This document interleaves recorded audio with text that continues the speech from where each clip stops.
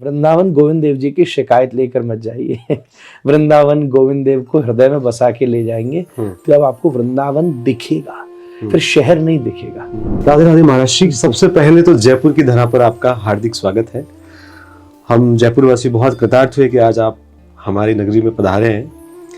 इसके लिए आपका हार्दिक अभिनंदन, बहुत बहुत स्वागत। राधे राधे, बहुत धन्यवाद। जयपुर मुझे बहुत प्रिय है, मेरे पिताजी को बहुत प्रिय था और बड़ी बात तो ये है कि यहाँ वृंदावन की सुगंध आती है, गोविंद देव गोपीनाथ विराजते हैं। बिल्कुल। तो ये एक ऐसा शहर है जिसमें सब नामों के बाद जय लगता है, इसकी शुरुआत में जय लग जाता है। बहुत बहुत धन्यवाद।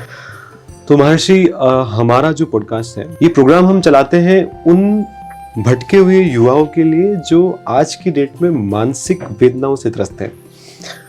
बहुत दुख के साथ महाराज जी ये बताना पड़ रहा है कि 74% इंडिया में जो यूथ है वो डिप्रेशन, मेंटल एंजाइटी का शिकार है।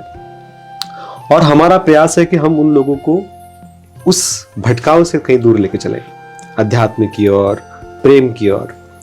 ऐसा हम मार्गदर्शन उनका करते हैं और इसीलिए हम आप जैसे जो सद्गुरु हैं, जो स्पिरिचुअल वॉलंटियर्स हैं, उनको हमारे कार्यक्रम में बुलाते हैं। तो हम सब, इसलिए मैं आपका पुनः एक बार दोबारा धन्यवाद अर्पित करूंगा कि आप हमारे बुलाने पे हमारे कार्यक्रम का हिस्सा बने। धन्यवाद। तो महर्षि, हम शुरुआत करते हैं आपके ही इस अभिवादन से। जैसे आपने कहा अभी कि जयपुर में वृंदावन की सुगंध आती है, तो आपका महर्षि एक वीडियो हमने देखा था जिसमें आपने ऐसे कहा था कि जयपुर वालों को वृंदावन आने की आवश्यकता नहीं है क्योंकि जयपुर में तो साक्षात वृंदावनवासी गोविंद देव जी हैं। लेकिन महर्षि, वृंदावन हम जब जाते हैं वो इसलिए जाते हैं क्योंकि कई बार हमारे लालजू जो हैं, हमारे गोविंद जी जो हैं, वो सुनते नहीं हैं, बहुत व्यस्त रहते हैं, तो उनकी शिकायत लेकर भी वृंदावन जाना पड़ता है। तो इस पर महर्षि आप थोड़ा सा देखिए। मैं पहली बात ये स्पष्ट करूं कि मेरे ये कहने का आशय ये है कि कई बार व्यक्ति को जो साधन, वस्तु या तत्व उपलब्ध होता है, जैसे जो गंगा किनारे रहते हैं वो शायद गंगा के महात्मा या गंगा में स्नान सबसे कम कर पाते होंगे। तो मेरे इस स्टेटमेंट के पीछे का मूल उद्देश्य यही है कि हम सब जगह जाएं, सब तीर्थों में जाएं, परंतु जब हम अपने यहाँ के प्रधान देव को मुख्य कर लेंगे तो फिर आप अपनी ही शहर में तीर्थ का अनुभव करेंगे। और उससे क्या होगा कि हम अपने शहर को तीर्थ जैसा बनाने की भी कोशिश करेंगे। आप नहीं तो जब तीर्थ में जाते हो तो तीर्थ जैसा बनने का व्यवहार करते हो, सोचते हो ये तो मेरा मौज मस्ती का शहर है, मेरे व्यापार का है और वहां मुझे धर्म करना है, वृंदावन जाके धर्म करना है या काशी जाके धर्म करना है। पर जब आप यहाँ के मुख्य, जैसे मैं बहुत समय पहले शिमला गया था कुछ कथा करने, तो मुझे वहां जाके जब मैंने एक कथा सुनाई कि शिमला जो नाम है वो श्यामला देवी से है, इसका मूल नाम श्यामला है और ये क्षेत्र भगवान के प्रपौत्र वज्रनाभ के द्वारा स्थापित है, प्रद्युम्न वो उनका। तो ये पता चलने से आदमी को इतने बड़े टूरिस्ट स्पॉट को देखने का नजरिया ही चेंज हो गया कि अरे ये तो ऐसा है। तो मैंने ये एग्जाम्पल इसलिए दिया कि गोविंद देव जहाँ विराजते हैं, गोपीनाथ जी जहाँ विराजते हैं, ये स्थान तो स्वयं तीर्थ जैसे हैं, तो ये हमें पता चलना चाहिए। दूसरी बात ऐसी है कि आपने कहा कि वृंदावन तो सबका स्वागत है, ये ज़रूर वहाँ भी आना चाहिए, मैं इसका मना ही नहीं कर रहा, पर यहाँ के महत्व को भी जानना चाहिए। मैं इस बात से थोड़ा सा असहमत हूँ आपकी कि गोविंद देव जी नहीं सुनते हैं। हाँ, कभी कभी व्यस्त रहते हैं, वो अपने उसमें, वो उनके लिए व्यस्त रहते हैं जो उनके लिए व्यस्त रहता है। राइट। श्री कृष्ण ने गीता में कहा है, ये यथा माम प्रपद्यन्ते ताम तथैव भजाम्यहम्। जो मुझे जैसे भजता है मैं उसको भी वैसे ही भजता हूँ। तो मैं तो हजारों भक्तों को जानता हूँ जिनके लिए गोविंद देव कभी व्यस्त नहीं है। गोविंद देव जी के ही पास में बहुत समय पहले एक गोविंद भाष्य नाम की टीका लिखी गई। तो गोविंद देव जी रात में चल कर के आ गए और टीका लिखा दी, खुद खड़े होकर उन्होंने ग्रंथ लिखा दिया। तो कहाँ व्यस्त हैं गोविंद देव? जो सदा उनके लिए उपलब्ध हैं वो सदा उनके लिए उपलब्ध है। वृंदावन गोविंद देव जी की शिकायत लेकर मत जाइए।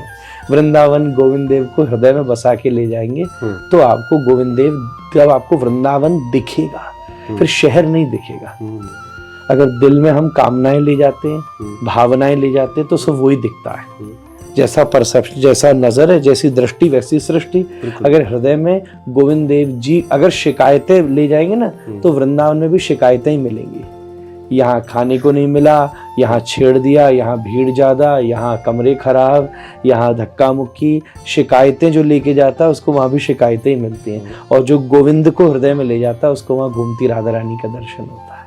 महर्षि, मतलब वृंदावन को लेके अक्सर जो सुनने में मिलता है वो ये मिलता है कि वृंदावन में राधा रानी का पूरा साम्राज्य वो है, और वहां जो श्री कृष्ण की छवि है वो राधा रानी के से थोड़ा कम है।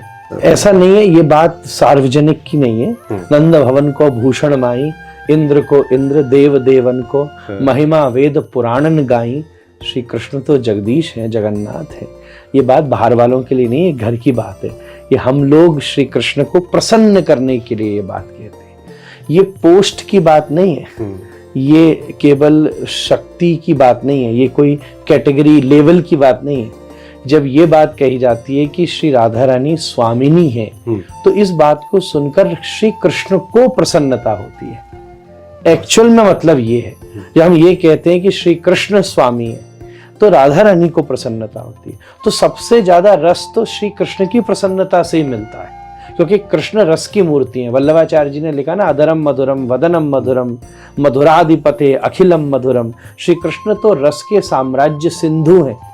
तो जब वो जिस चीज से सबसे ज्यादा प्रसन्न होंगे, तभी तो वो आपके ऊपर अनुग्रह करेंगे। तो जो हम लोग श्री राधा कहते हैं, राधा शब्द का भी एक व्याख्या ये है, जैसे ही रा सुनते हैं तो कृष्ण खड़े हो जाते हैं, और धा सुनते ही धावती, कृष्ण भक्त की तरफ दौड़ना शुरू कर देते हैं। तो ये बात कहने का अर्थ यही है, न राधा छोटी है न कृष्ण बड़े हैं, न कृष्ण छोटे हैं न राधा बड़ी है। जहाँ छोटा और बड़ा होता है वह प्रेम ही नहीं होता। सही बात तो ये है, प्रेम करने वाला जिससे किया जाता है उसके लिए वो बड़ा होता है, जिसको होता है वो करने वाले के लिए जिससे किया जाता है उससे बड़ा होता है। और मजे की बात यह है कि करने वाला और किया जाने वाला कई बार पीछे रह जाते हैं, प्रेम स्वयं बहुत बड़ा हो जाता है। बहुत सुंदर महर्षि। महर्षि, आपके इस बहुत सुंदर जो उत्तर आपने जो दिया है, इस उत्तर से मेरा एक मन का भाव है कि वृंदावन वास्तव में प्रेम की नगरी धरा कहा जाता है, कि प्रेम की जो नगरी है वो वृंदावन है। वृंदावन में अक्सर मैंने ऐसा सुना है कि हाँ, अगर आपको प्रेम पाना है, आपको सुकून पाना है तो आप वृंदावन जाइए। अगर आपको ऐश्वर्य पाना है, धन पाना है, तो आप बाकी तीर्थ स्थलों को जा सकते हैं, लेकिन वृंदावन आप सुकून, अध्यात्म या प्रेम के लिए जाया जाता है। तो महर्षि, मेरा प्रश्न है कि प्रेम क्या है? दूसरा, कि द्वापर युग का जो प्रेम था और कलयुग का जो प्रेम है, दोनों की परिभाषाएं बिल्कुल भिन्न हो चुकी हैं। द्वापर का जो प्रेम हम देखते हैं कि कैसे भगवान श्री कृष्ण श्री राधिका जी के साथ में बिल्कुल प्रेम विहार कर रहे हैं। स्वयं रुक्मिणी जी उनकी प्रशंसा कर रही है उनके प्रेम की।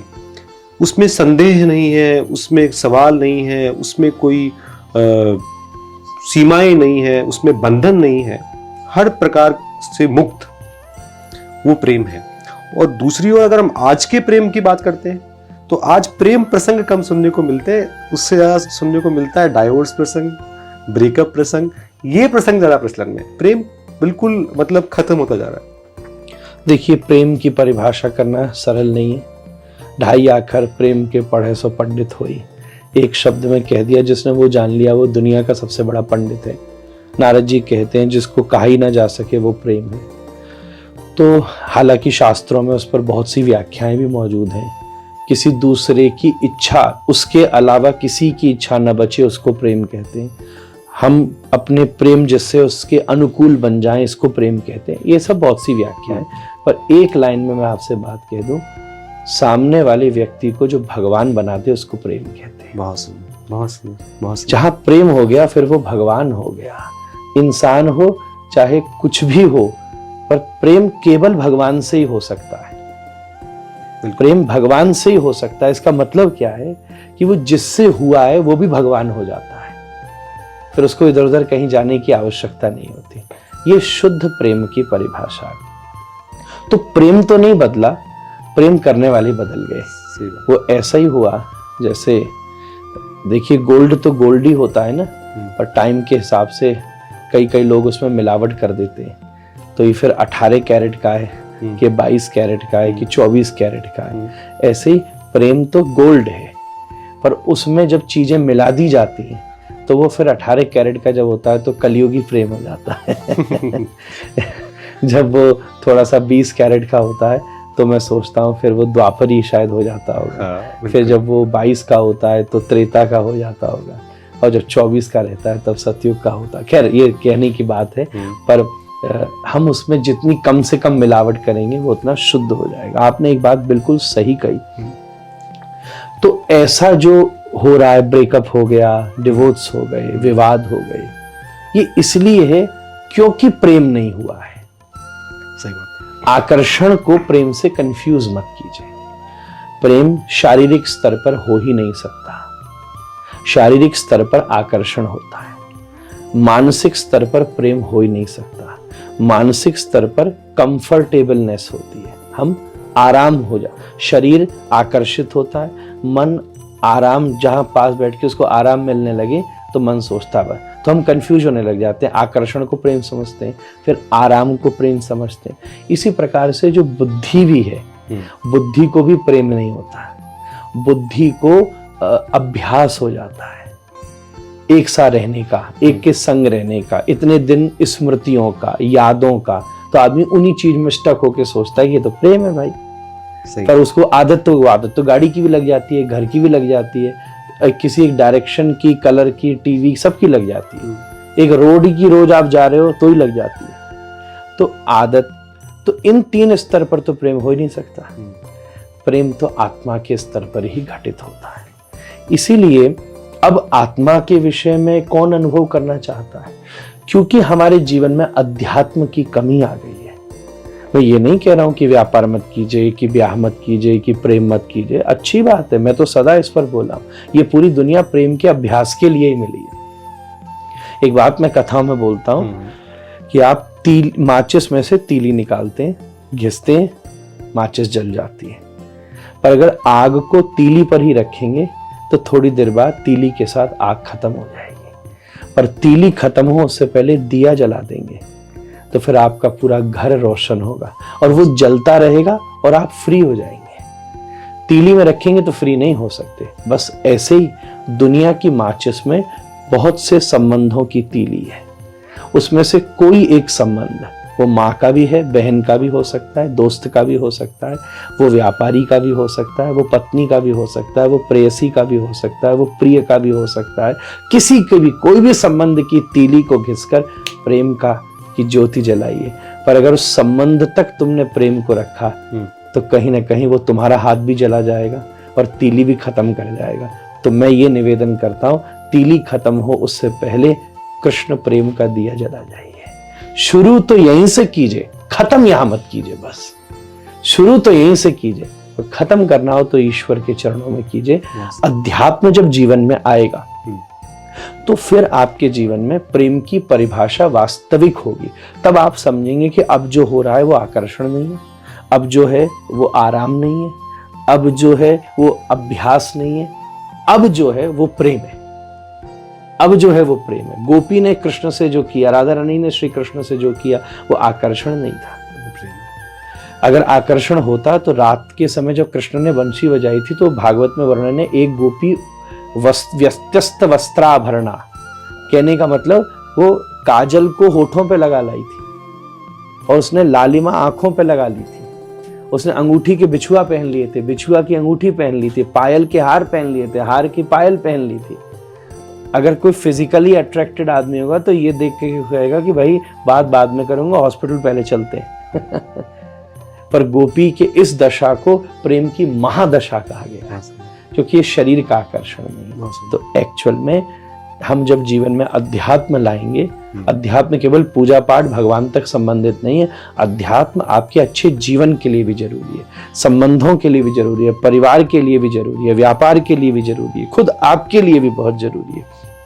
तभी ये जीवन में संभव हो सकता है। कलयुग कहते ही उसको है जहां प्रेम समझना कठिन हो जाए, बहुत सुंदर, उसी का नाम कलयुग है। और कुछ कलयुग थोड़े ना, दुष्ट तो सदा ही थे। सही कभी कोई पुराण कथा भागवत सब पढ़ लो, कोई रामायण कहानी पुराण लो, सदा ही कभी न कभी बुरे बैठे ही थे लोग। पर जहाँ प्रेम को समझना कठिन हो जाए, उसी का नाम कलयुग है। बहुत सुंदर महर्षि। महर्षि, आपके इस जवाब से ना मेरे 2 प्रश्न हैं, लेकिन उससे पहले मैं आपसे, आपकी अनुमति हो तो मैं चर्चा करना चाहता हूँ श्री राम पर। ठीक है। क्योंकि देश में वर्तमान में राममय माहौल हो रहा है। एक दिन बाद हमारे श्री राम लला विराजमान होने वाले हैं, उनकी प्राण प्रतिष्ठा होने वाली है। लेकिन मन आहत होता है एक चीज से कि आज के जमाने में कुछ तथाकथित फेमिनिस्ट, तथाकथित कुछ बुद्धिजीवी लोग बार बार भगवान श्री राम को कटघरे में खड़े कर देते हैं, सिर्फ इसलिए कि उन्होंने माता सीता की अग्नि परीक्षा ली।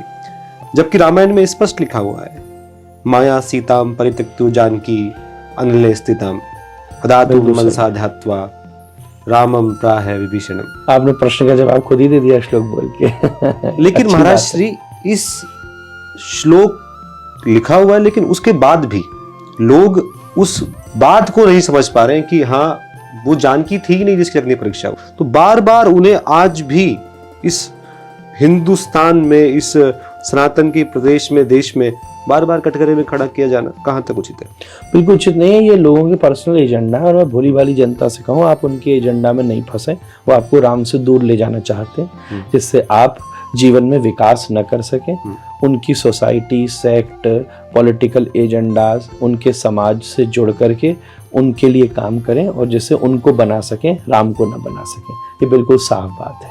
अरे भैया, जिसके विषय में दुनिया को राम ने बताया, आप उन ग्रंथों से ही तो राम के बारे में जान सकते हैं। अरे जो धर्म की संस्कृति ये बात कह रही है कि यत्य नार्यस्तु पूज्यन्ते रमन्ते तत्र देवता, और उसके आदर्श राम है, ऐसा कैसे हो सकता है? कोई हम, अगर राम ने ऐसा किया तो बोले मैं छोड़ने को तैयार हूँ। और तो ये बात छोड़िए, कोई क्या ये सन्यासी महात्मा ये ऐसे ही लगे पड़े हैं हजारों वर्षों से?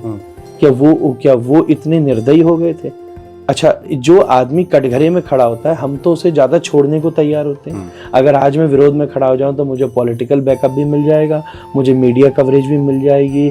उल्टा चलता हाथी तो फेमस हो ही जाता है। कंट्रोवर्सी कर दूं तो मैं अभी आ जाऊंगा फ्रंट पेज पर, लोग भी आ जाएंगे, इस तरीके के लोग भी अलगाववादी मेरे संग लग जाएंगे। तो इसीलिए मेरा ऐसा मानना है, हम लोग राम के इस भावना को क्या कह रहे हैं, राम धर्म के स्वरूप है, रामो विग्रहवान धर्म। ये बहुत बड़ा दुर्भाग्य है। एक तो अच्छी बात ये है कि आपने अयोध्या की बात छेड़ी, और ये मेरा पॉडकास्ट होते ही मैं सीधा अयोध्या ही यहाँ से प्रस्थान कर रहा हूँ राम मंदिर के उद्घाटन के लिए। ये बड़ी अच्छी बात लग रही है मुझे।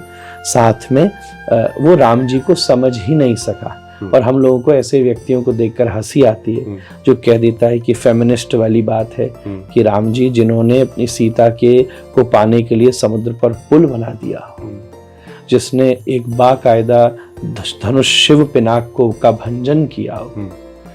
आपने वाल्मीकि रामायण को देखा नहीं है कभी, उसका अध्ययन करें तो क्या सीता की मुखरता वहां विद्यमान है, उसको प्रमाणित किया है। तो तथाकथित कुछ कवियों के द्वारा, क्योंकि हमारे समाज में सबसे बड़ा दुर्भाग्य ये है भैया कि हम लोग 90% लिप्त धर्म को जानते हैं, शुद्ध शास्त्रीय धर्म को उसने ये कह दिया, उसने ये कह दिया, उसने ये कह दिया। चलन बात तो जने कहां से फैल जाती है, हमको खुद ही समझ में नहीं आती। कहां से छोटी सी बात को टावर पे घोड़े को चढ़ा दिया जाता है। इसका कोई दूर दूर तक अस्तित्व ही नहीं है। लोग कहते हैं अब बात चढ़ गई, राम ने मांस भक्षण किया। भाई क्यों करेंगे राम जी मांस भक्षण? क्या आवश्यकता पड़ी है? कंदमूल फल खा के राम जी स्पष्ट रूप से वहां रहते हैं। और मांस शब्द की परिभाषा क्या है? आपको संस्कृत आती है? बोलने वाला व्यक्ति संस्कृत में भाषण दे पहले, संस्कृत का श्लोक शुद्ध बोल ले पहले, जो भाषा में राम की बात कही जा रही है। तो मिसअंडरस्टूड होने का ये कारण है। मुझे उन्हें देखकर क्रोध नहीं आता, दया आती है। जो मूर्ख होता है ना, उसको देखकर क्रोध नहीं आता। मूर्ख को देखकर दया आती है। कुछ दिनों पहले रामायण को फाड़ दिया जाता है, कभी रामायण को जला दिया जाता है। हम वृंदावन में रहते ना, तो वहाँ हम जब कभी पढ़ते थे ना, तो बंदर ले जाके किताब फाड़ देता था। तो हम उस पर गुस्सा नहीं होते थे, क्योंकि इंसान किताबें नहीं फाड़ता, बंदर किताबें फाड़ता है, इसीलिए न जलाया जाता है। ये तो मूर्ख ही आदमी कर सकता है, क्यों किसकी किताब क्यों फाड़ी जाएगी। कहीं दूर तो राम शबरी के हाथ के बेर खा रहे हैं। अग्नि परीक्षा का स्पष्ट अर्थ यही है। आप इसको इंसानी नॉर्मल कहानी की तरह मत लीजिए। राम ये मानिए पहले भगवान है, तो निश्चित जो आपने वाल्मीकि रामायण का, और ऐसे उदाहरण आनंद रामायण में भी हैं, अनेक रामायणों में है, जहाँ पर जो मूल सीता हैं, जब राम ने कहा कि मैं असुरों का वध करूंगा, तब वो सीता जी भगवती पार्वती जी के साथ विराजमान हैं और छाया सीता के रूप में वहां गई हैं। और अग्नि परीक्षा का अर्थ यही है कि जो माया मूल सीता वो अग्नि में समा गई हैं और असली सीता वहां से प्रकट हो। जैसे आज की भाषा में कहूँ तो मैं बॉडी डबल जिसको कहते हैं, आज अगर यूथ को समझना हो, क्लोन। आज बहुत सारे लीडर्स, बहुत सारे देश के, इस देश के भी बड़े बड़े धनवान, क्या बड़े बड़े पॉलिटिकल लीडर्स के भी मौजूद हैं, कोई माने या न माने, सबके क्लोन हैं। हम लोग उनको पहचान भी नहीं सकते। तो क्योंकि ये चीज पहले से पता ही है, राम जी वहां गए तो एक प्रकार से क्लोन सीता को वहां पर अभिराजित किया गया है। आप देखिए राम जी ढूंढ रहे हैं, क्या रावण को से वो मिले नहीं है? ऐसे देखा तो रावण से पहले मिले भी हैं, सीता जी के उसी क्रम में मिले, सबको पता है। तो एक लीला है, ये एक लीला का स्वरूप समझिए। लीला का एक अर्थ ये होता है खेल है। राम लीला मतलब राम जी ने खेल किया है। क्यों खेल किया जाता है दुनिया को? आज जैसे नुक्कड़ वो होते ना नाटक, जिसमें खेल करके समाज को संदेश दिए जाते हैं, तो राम ने एक लीला करी है। राम जी दूर दूर तक उनके जैसा गुणवान, कश्च वीर्यवान, धर्मज्ञश्च, कृतज्ञश्च, इतने गुण लिखे हैं राम जी के। और अगर ये दो लाइन पकड़ के तुम राम से विमुख होना चाहते हो, तो खुद अपने दिवालियापन कर रहे हो, अपने को बर्बाद कर रहे हो। खुद ही तुम, ये से ये पता चलता है कि सामने वाला कितना नेगेटिव है। राम जी को कोई नेगेटिव नहीं कर सका। तुम चाहे 36 और प्रोपेगेंडा चला लो, मंदिर तो फिर भी राम का ही बन रहा है। हम उसके बाद भी राम की कथा ही गा रहे हैं। कोई नहीं हिला सका, राम तो सत्य है। बड़े बड़े रावण नहीं हिला सके। ये प्रयास अभी के थोड़ी ना, हजारों साल के प्रयास है। न मुगल हिला सके, न अंग्रेज हिला सके, न हमारे यहाँ के हिला सके। और 36 बोल लेंगे तो कोई नहीं हिला सकता राम को। पर अगर ये बोलोगे तो खुद आपका ही नुकसान करते हो कि आप अच्छे चरित्र से अपने जीवन के विकास की संभावना से वंचित हो रहे हैं। बिल्कुल महाराज जी, आप सही करें। लेकिन क्या आपको नहीं लगता कि जो दया हम उन पे कर रहे हैं, जैसे अभी आपने राम जी के एक बात का जिक्र किया जिसमें वो कुछ लोगों का आरोप था कि मांस भक्षण वाला, आपको जानकर हैरानी होगी कि ये आरोप कोई आम जन या कोई व्यक्ति नहीं लगाते, ये वो लगाते हैं जो इस देश के बड़े बड़े शिक्षक हैं। जैसे अभी एक शिक्षक है विकास दिव्यकृति का, संस्कृत में जो मूलार्थ वाल्मीकि रामायण में बार बार श्लोक निकाल के लाते हैं कि देखो यहाँ मांस लिखा हुआ है, यहाँ मांस लिखा हुआ है, क्योंकि उसका मूलार्थ कंदमूल फल है। तो वो लोग जब ऐसा करते हैं तो उनका जो मुख्य धारणा ये है कि वो चाहते हैं कि जो नई पीढ़ी है उसके दिमाग में अध्यात्म के प्रति नेगेटिव इमेज क्रिएट कर दे।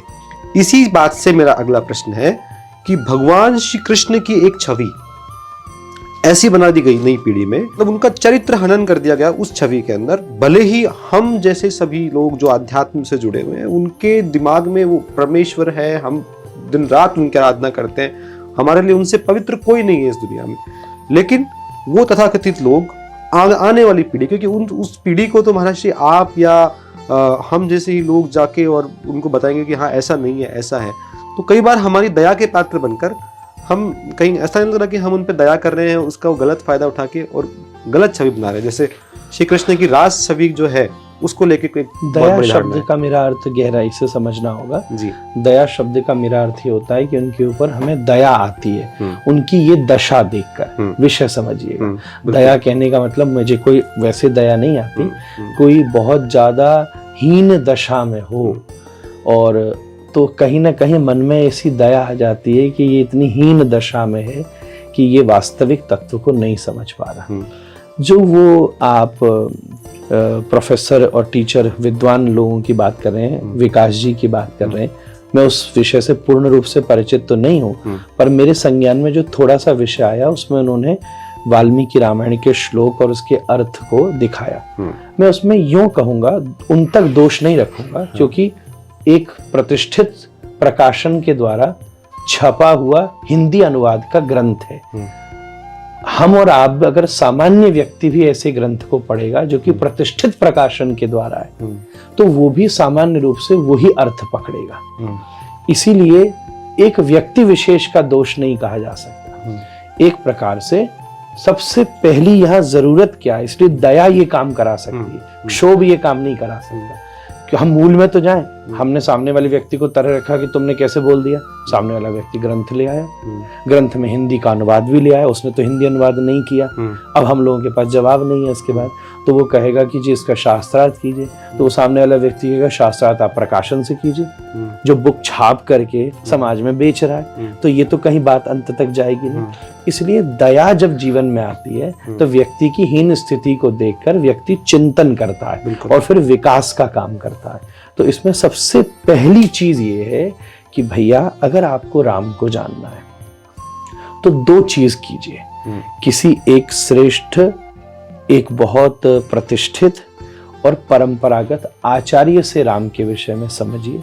आप एक किसी भी केमिस्ट से दवाई ले आएंगे, दवाई तो बेचता वही है, पर अगर प्रतिष्ठित प्रिस्क्रिप्शन आपके पास नहीं होगा तो वो दवाई आपको उल्टा कर सकती है। तो ग्रंथ के लिए, ग्रंथ तो केमिस्ट की तरह है और गुरु डॉक्टर की तरह प्रिस्क्रिप्शन देता है जी। उससे बिना आपका प्रवेश नहीं हो सकता।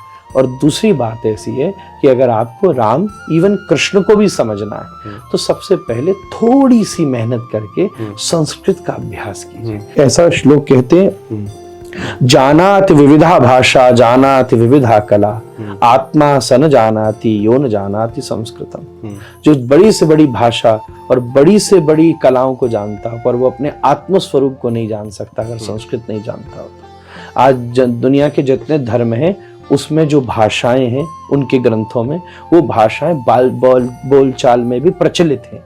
एकमात्र सनातन धर्म ऐसा है कि इसके सारे ग्रंथ संस्कृत में, देवता समझते संस्कृत है और हम ही आपस में संस्कृत नहीं समझते। तो ये दो कारणों की वजह से ये अपवाद सदा बनते रहेंगे, सदा बनते रहेंगे। कोई एक नई किताब और ले आएगा और किताब भी कोई अप्रतिष्ठित संस्था की लाए होते तो हम लोग भी खंडन मंडन पे चले आते। ये उसी प्रतिष्ठित संस्थाओं की किताबें हैं, ग्रंथ हैं जो स्वयं हम लोग भी अध्ययन करते हैं, तो सामने वाले व्यक्ति फिर निकल जाते हैं। तो पहली बात तो ये रही, और यही मेरा जवाब श्री कृष्ण लीला के संदर्भ में भी है। आप अगर विरोध पर खड़ा होना चाहें तो मैं आपके भी विरोध पर खड़ा हो सकता हूँ, आप मेरे भी विरोध पर खड़ा हो, पर आपको विरोध करने से कुछ मिलेगा नहीं। बोध करने से आप भी कुछ पा सकते हैं और दूसरा भी कुछ पा सकता है। श्री कृष्ण की जो रासलीला है, बल्कि ये विवाद अभी का नहीं है, हजारों साल पुराना है। कुछ समय पहले तो ये हल्ला हो गया था कि श्रीमद् भागवत में से 5 अध्याय हटा दो, तो लोग इसको समझ ही नहीं पाएंगे। मैं सच बता रहा हूँ, जब गीता प्रेस गोरखपुर श्रीमद् भागवत को छाप रही थी तब हल्ला हुआ था कि रास के 5 अध्याय हटा दिए जाएं। तब संतों ने विरोध किया कि 5 अध्याय तो जिसको रास पंचाध्यायी कहते हैं, जिसमें श्री कृष्ण की रासलीला का वर्णन है, कि ये 5 अध्याय अगर नहीं निकाल दिए गए तो भागवत में प्राण ही नहीं रहेगा। तब बाकायदा ये लिखा गया श्री भाई जी, श्री हनुमान प्रसाद पोद्दार जी, उनके द्वारा कि आप भागवत में एक बाकायदा लेख लिखें रास का वर्णन करने से पहले, जिसको लेख को पढ़ने के बाद में उसको हम समझ सकें। श्री कृष्ण की आयु इस समय, आपको पता है, गोपी किसी स्त्री का नाम नहीं, और सबसे बड़ी गोपी पता है आपको कौन सी? शिव, जो वृंदावन में गोपेश्वर के रूप में बैठे हैं। आज भी हम लोग उनकी पूजा करते हैं। सबसे पहले तो गोपी शिव ही बन करके आए, उसके बाद गोपी ब्रह्मा जी हैं, वेद की ऋचाएं हैं। किसने कहा कि स्त्री और पुरुष के बीच का नृत्य रास है? स्त्री और पुरुष के बीच के नृत्य को नृत्य कहते हैं, रास नहीं कहते। स्त्री पुरुष के नृत्य को गरबा कहते हैं, रास नहीं कहते। रास एक ऐसे नृत्य का प्रकार है जो जीव और ब्रह्म के बीच में होता है, जो जिसका एक केंद्र हो। आपको पता है सूर्य और ग्रहों के बीच में रास चल रहा है। सूर्य बीच में है और 9 के 9 ग्रह चारों तरफ घूम रहे हैं। मैं तो जब उसका कभी कभी सोलर सिस्टम देखता हूँ तो मुझे बीच में कृष्ण दिखते हैं और चारों तरफ घूमती हुई गोपियां नजर आती बहुत हैं। सुंदर, बहुत ये सुंदर। तो सूर्य और ग्रह के बीच में जो घट रहा है, ये महारास घट रहा है, उसको तुमने कितना छोटा कर दिया। हाँ। और अगर घटनाक्रम से भी देखा जाए तो भैया 7-8 वर्ष की आयु है कृष्ण की, और जो गोपी है ना वो 80 साल की भी आई है। आज अगर हम यहाँ पर कोई भजन चलाएं और यहाँ पर हम सब लोग नृत्य करने लगे और बाहर खिड़की से कोई झांक के बोले देखो अंदर क्या चल रहा है, लगे को उल्टा काम तो नहीं चल रहा, तो भाई उल्टा तो यहाँ तो कुछ नहीं चल रहा, उसकी नजर में चल रहा है। 6-7 साल की आयु के Krishna historic point of view से, और गोपी 4-5 साल से लेके 80-90 साल की गोपी हैं, जो कि इस रूप में भी शिव भी आए हैं, ब्रह्मा भी आए हैं, और वो एक नृत्य ही नहीं कर रहे, पूरे रास पंचाध्यायी में जिसमें लगभग 720 श्लोक हैं, 5 अध्याय श्रीमद् भागवत दशम स्कंद 29वें अध्याय से 33वां अध्याय, उसमें आपको जानकर आश्चर्य होगा 3 श्लोक हैं जिसमें नृत्य का वर्णन है। 3 श्लोक हैं 720 में जिसमें नाचे हैं ये लिखा है, और हमने 700 श्लोक में क्या लिखा है ये तो देखा ही नहीं किसी ने।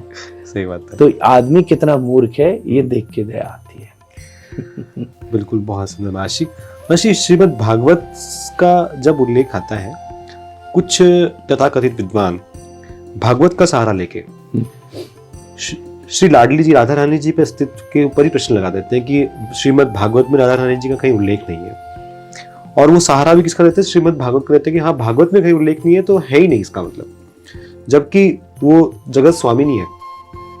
उन लोगों के लिए आप क्या कहना चाहिए? देखिए, भागवत जी कल्प वृक्ष हैं। हाँ, ये भागवत जी का मैं कोट करके आपसे कह रहा हूँ, निगम कल्पतरोर गलितम फलम।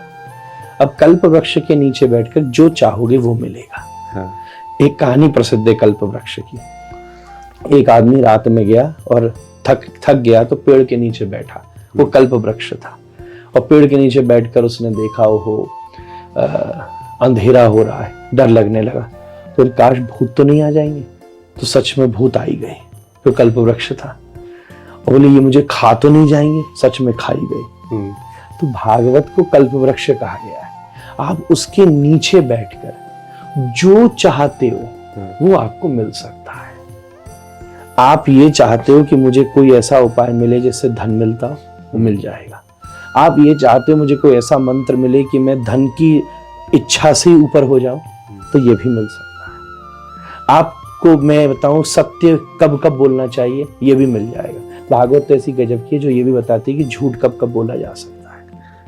शुक्र नीति के प्रसंग में शुक्राचार्य जी ने वर्णन किया है कि शास्त्र में झूठ भी कब बोलने का विधान है, कि इन दिनों इस समय झूठ बोला जा सकता है।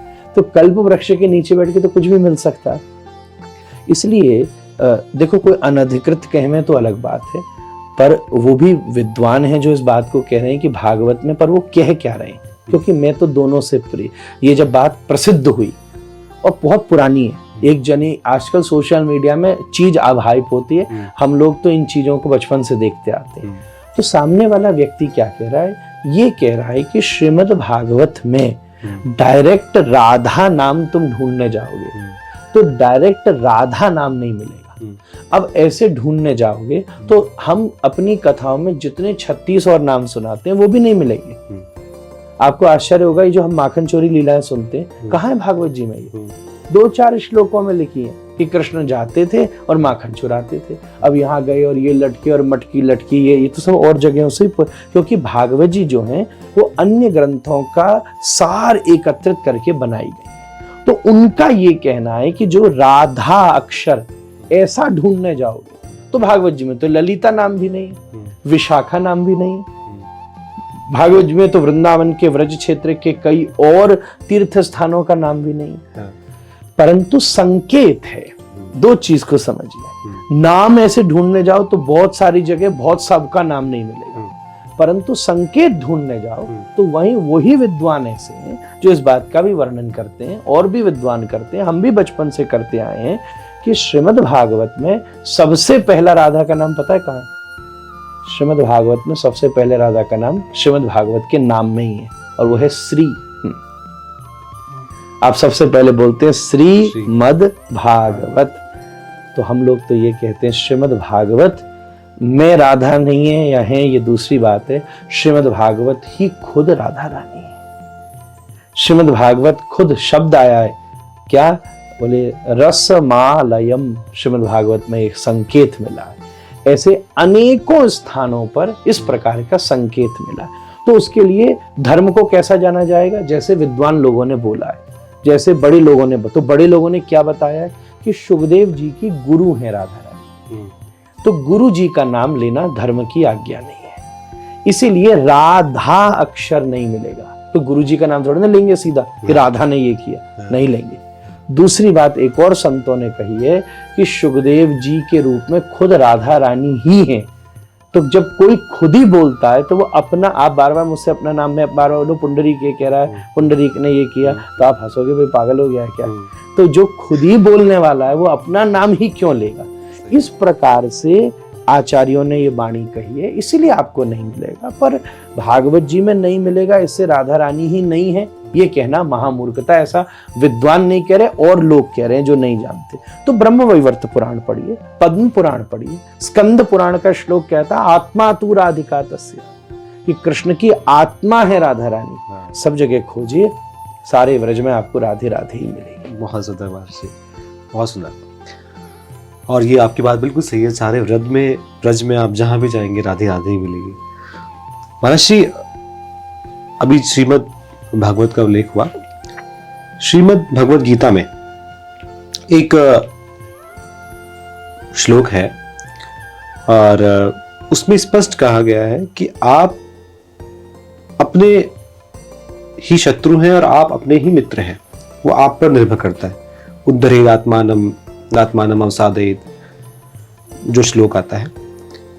मैं महर्षि एक स्पीकर के साथ साथ एक उद्यमी भी रहा हूं, और जैसा कि श्लोक में कहा गया है, मेरे साथ भी जब समय आया था कि मैं एक व्यापार मैंने स्टार्ट किया था और उसमें बर्बाद हो गया था बहुत अच्छे से तरीके से, और अपना शत्रु मैं स्वयं बन गया था, अपने आप को नष्ट भी करने का प्रयास किया था। बहुत पुराना विषय है, लेकिन अध्यात्म का सहारा लेके, अध्यात्म की शरण लेके, अध्यात्म की शरण में मैंने अपने आप को अपना मित्र बनाया, और मैं आज उस मित्रता के बदौलत आज यहाँ तक हूँ।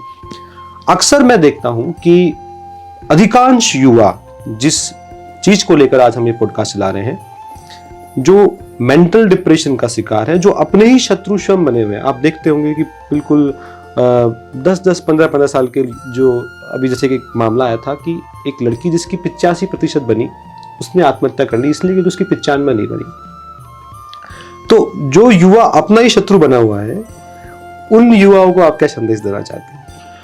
पहली बात यह है कि आप अच्छे संग को भी ढूंढिए। आपके पास अगर संग बहुत अच्छा है तो वो संग अच्छा कैसा होना चाहिए, देखो दोनों तीनों चीजें। जरूरी बात है कि वो स्मार्ट हो, अच्छी बात है कि आप साथ हो तो कॉम्प्लीमेंट भी करे, पर साथ की साथ में हाँ, अगर वो समर्थवान है तो आपकी मुश्किल में आपकी मदद भी कर सकता है। हम सब ये देखते हैं कि भाई मेरे को बात कहनी नहीं पड़ती, मैं संग रहा हूँ, दोस्त है मेरा। इसके साथ साथ जरूरी है कि अगर वो थोड़ा स्पिरिचुअल भी है, क्योंकि हमारे शास्त्रों में एक ही नियम, हमारे ब्रज में कहते हैं, राधा रानी ने एक पत्ते पत्ते पर एक ही बात लिखी है, क्या तजिए हरि विमुखन को संग। अच्छे व्यक्ति का संग अगर आपके पास है तो फिर ये चीजें बहुत इजी हो जाती हैं। और कहीं ना कहीं वो संग ही तो ये प्रेशर भी तैयार करता है, सोसाइटी तैयार करती है, वो लोग ही तैयार करते हैं, वो परसेप्शन ही तैयार करता है। आदमी रोता हुआ आता है और हंसता हुआ चला जाए। एक मुझे एक चुटकुला याद आता है। एक व्यक्ति को जेल हुई और 3 बरस की जेल हुई, सरदार जी थे और बड़ी टेंशन में थे, डिप्रेशन में चले गए। अब क्या होगा, मेरे बिना घर कैसे चलेगा, मैं नौकरी करता था, बड़ी मुश्किल हो जाएगी, और बहुत दुखी हो गए। उसी समय उनकी पत्नी आई, देखा सरदार जी उससे मिलने आई जेल में, बड़े दुखी हैं। तो उसने कहा ठीक है, पर बोलिए आप चिंता क्यों करते हो, ये साल तो चला ही गया, अगला आपने निकालना है, उसके अगले साल आप घर आए, इसमें कौन सी बड़ी बात है। उसने उस चीज को इतना हल्का कर दिया कि सरदार एक मिनट में लाइट हो गया। बोले हाँ बात तो सही है, एकदम उसको खुश कर दिया, एकदम उसको प्रसन्न कर दिया कि वो विपत्ति भी उसके जीवन में संपत्ति की तरह परिवर्तित हो गई, बदल गई। तो मैं एक सूत्र सदा कहता हूं, समस्या को तपस्या की तरह देखिए जी। भगवान आपका हित कर रहे हैं सब चीज में। आपके जीवन में अध्यात्म की कमी है, इसलिए कहीं आपके भीतर भरोसा नहीं है और इसलिए हम कई बार पीयर प्रेशर में ऐसी चीजें कर बैठते हैं। देखो जीवन में जब हम असफल होते हैं तब आधे हारते हैं, हाँ। और जब आत्महत्या कर लेते हैं तो पूरे हार जाते हैं। सही बात है। पर अगर असफल होते हैं तो आधे हारते हैं। आधे हारने का मतलब ये होता है कि अभी आधी फिर से प्रयास करने पर जीतने की संभावना बाकी है। तो मैं युवा को एक बात कहूंगा स्पिरिचुअलिटी से, ये बहुत अनफॉर्चुनेट है कि कोई डिप्रेशन में है, मेंटल हेल्थ के इश्यूज हैं, सुसाइडियल एक्ट कर रहा है, इन सबको भी सुधारना हो तो बिल्कुल मैं एक चीज कहूंगा, बहुत सावधानी के साथ आप और कुछ मत कीजिए, बस एक ऐसा अच्छा संग अपने आसपास तैयार कीजिए जो कि पढ़ाई में भी अच्छा हो, समझदार भी हो, इसके साथ साथ थोड़ा उसकी अध्यात्म में रुचि भी हो, वो योग भी करता हो, थोड़ा आपको कभी कोई मौका लगे तो गोविंद देव जी दर्शन कराने भी ले जाए, आपको ले जाए वृंदावन दर्शन कराने, कभी कभी आप उसको भी लंदन अमेरिका घुमाने ले जाओ तो वो कभी कभी आपको भी बद्री केदार घुमाने ले जाए। इन उत्साहों से, इन्हीं आसपास की संगति के प्रभाव से, देखो पांडवों के पास सब कुछ लॉस था, केवल एक ताकत थी कि कृष्ण उनके साथ। इसलिए बड़े से बड़े पाशे उन्होंने हार लिए, सारा घर परिवार खानदान हार लिया, सब हार लिया, एक चीज नहीं हारी जीवन में। देखो युधिष्ठिर ने पत्नी तक दांव पे लगाई, परिवार तक दांव पे लगाए, पर कृष्ण की दोस्ती दांव पे नहीं लगाई थी। बहुत सुंदर। उस दिन तो वो भी तो दांव पे लगा सकता था, उसको जब सब दांव पे लगवाया, जब भाई दांव पे लगा दिए थे, तो कृष्ण भी कजन ब्रदर ही आते और मित्र भी आते, पर सबको संपत्ति दुनियादारी सब दांव पे लगाई, पर युधिष्ठिर ने दो चीज दांव पे नहीं लगाई, एक अपनी माँ को दांव पे नहीं लगाया और दूसरी अपने कृष्ण को दांव पे नहीं लगाया। और ये दो लोग उसके जीवन में ऐसे थे जो डाउनफॉल के बाद भी उसको सक्सेसफुल की यात्रा तक, अंत समय तक ले गए। तो मैं तो यही हाथ जोड़ के विनती, लंबी चौड़ी बात नहीं कर रहा, बस एक ट्राई कीजिए, बहुत जेन्युइनली 50 बार परख के, दोस्ती करने से पहले, संग बनाने से पहले, कि सब गुण संपन्न हो जो आपके आपातकाल परखिए चारी, धीरज धर्म मित्र और नारी, उस गुण से भी कि आपका संग अगर अच्छा है तो आपकी असफलताओं में भी वो आपको उत्साह देने के लिए सदा सदा सदा आपके साथ खड़ा रहेगा। अगर आप किसी एक एग्जाम में असफल हुए, इसका मतलब आप कोई दूसरा एग्जाम देना है आपको जिसमें आपने बहुत ज्यादा सफल होना है। मेरा कल परसों भी एक पॉडकास्ट था, उसमें मैं एक बात कह रहा था, फिर मैंने कल थोड़ी रिसर्च भी करी कि आदमी कहीं से भी शुरू कर सकता है। इन दिनों एक आईपीएस हैं मिस्टर शर्मा, नाम में फिर से पूरा भूल गया, उनके ऊपर कल ही रात मुझे पता चला कोई मूवी भी बनी है, जो कि 12वीं फेल भी हो गए थे। पहले तो मैंने उन्हें कोट किया, पर उसके बाद वो इतने ऊंचे पद तक पहुंच गए। तो आप जीवन में चाहते हैं कुछ, तो असफलताएं, मैंने एक बात फिर दोहरा के कह रहा हूं, अगर आप असफल होते हैं तो आधे असफल होते हैं, पर जब आप आत्महत्या कर लेते हैं तो पूरे असफल हो जाते हैं। इसलिए असफलता के बाद जो बचा हुआ असफलता का भी, असफल का मतलब उसमें भी एक सफल शब्द भी छिपा हुआ है। अगर तुमने आ को मिटा दिया तो सफल आ जाएगा। तो आ मिटाने का प्रयास करते रहिए, जीवन में आगे बढ़िए, खुश रहिए। बहुत बहुत बहुमूल्य है ये शरीर। शास्त्र ने कहीं नहीं कहा भगवान दुर्लभ है, एक लाइन नहीं मिलेगी शास्त्र में ये कि ईश्वर दुर्लभ है। वो तो प्रेम ते प्रगट हो ही मैं जाना, पर सब जगह लिखा है बड़े भाग्य मानुष तन पावा, दुर्लभो मानुषो देहो। ये मनुष्य शरीर दुर्लभ है, इसको ऊंचाइयों तक ले जाना है तो इसको ज्वेलरी की तरह संभाल कर रखिए, आप सफल हो जाएंगे। बहुत सुंदर महर्षि, हम अपने आप को बहुत धन्य महसूस कर रहे हैं कि हमने आपके इन अनमोल वचनों को सुना। आज महर्षि आप जयपुर में हैं और जयपुर को महर्षि पराकाशी भी कहा जाता है। हाँ, तो मेरा आपसे निवेदन है कि मैं चाहता हूं कि आप हमारे जयपुर वासियों के लिए कुछ विशेष वचन आप कहें। मेरा ऐसा अनुभव कहता है जयपुर क्षेत्र राजनीति, शौर्य, संपत्ति अध्यात्म कला सदा इससे ओतप्रोत रहा है। इसने पूरे क्षेत्र का शासन किया है, इसके साथ साथ कला को विकसित किया है। इसके साथ साथ एक बात बताऊं, पूरी दुनिया की रक्षा भगवान करते हैं, और समय आने पर जयपुर ने कई देवालयों की रक्षा भी की है। अपने इतिहास से परिचित होकर जयपुर के इस विकास को भी आगे बना करके रखिए। मैं आपसे निवेदन करूं, आपको भारत भूमि में जन्म मिला है जिसके लिए देवताओं ने भी तपस्या की है। ये बहुत बड़े सौभाग्य की बात है, और अपने जीवन में इन सब उपलब्धियों को सौभाग्य मानकर अपने जीवन को जब विकसित करेंगे तो हर दायरे पर विकसित कीजिए। शरीर के दायरे पर स्वस्थ रहिए, मन के दायरे पर शांत रहिए, बुद्धि के दायरे पर विकसित रहिए, और आत्मा के दायरे पर अनुभूत रहिए। ये चारों जीवन में अगर हिस्से आपने प्रतिबलित कर लिए तो आपने मनुष्य जीवन की सार्वभौम सफलता को प्राप्त किया है, स्वीकार किया है। खूब आप ऊंचाई तक पहुंच सकते हैं। जीवन में कोशिश करिए कि मैं जो चाहता हूं वो भी मुझे मिले, और उसके साथ साथ एक कुछ हिस्सा ऐसा भी रखिए जहां मेरे द्वारा सबका भी हित हो सके। इस दुनिया में सबसे बड़ा धर्म है परोपकार, सबसे बड़ा धर्म है परोपकार। एक बार बहुत प्रसिद्ध एक संत की कथा आती है कि एक संत जा रहे थे एक गांव में, और बहुत सारे लोग मिलकर वहां एक सर्प को मार रहे थे। तो उन्होंने कहा कि इसको छोड़ दो क्योंकि इसमें भी जीव है ये। तो हालांकि सबने बोला जीव है भी तो काटता है, तो हम तो बचाने के लिए मार रहे हैं। फिर भी उन्होंने कहा तो उसकी आज्ञा से सर्प को छोड़ दिया सब लोगों ने। कुछ दिन बाद वो जा रहे थे रास्ते में, तो देखा एक सर्प रास्ते के बीच में चौकड़ी लगा के बैठा। बहुत बार उसको हटाने की कोशिश करी, फुफकारा भी ये भाग जाए, पर वो किसी भी कीमत से हटा ही नहीं। तो वो रास्ता बदल करके चले गए, और जब वापस लौट रहे थे तब नॉर्मल वाले रास्ते से लौट रहे थे, और उन्होंने रास्ते में लौटते समय देखा कि उस जगह एक ऐसा गड्ढा बना हुआ था बड़ा कि अगर उस दिन वो सर्प नहीं होता और वो अगर उस रास्ते से जाते तो वो ऐसा ब्लाइंड फोल्ड में था कि शायद वो उस गड्ढे में गिर करके उनके प्राण चले जाते।